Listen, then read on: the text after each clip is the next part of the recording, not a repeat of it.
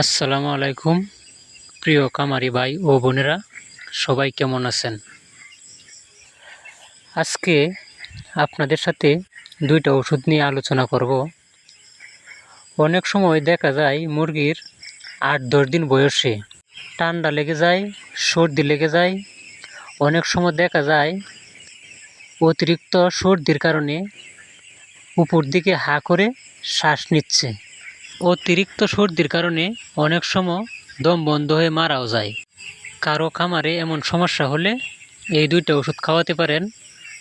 ইরাফ্রিমব্যাট, ডক্সিভেট। ইরাফ্রিমব্যাট 1 গ্রাম 2 litre পানিতে ব্যবহার করবেন। সাথে দিবেন ডক্সিভেট 1 গ্রাম 1 লিটার পানিতে।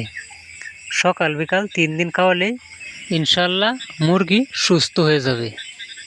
আসুন জেনে নেই ওষুধ দুইটা কি রোগের কাজ করে।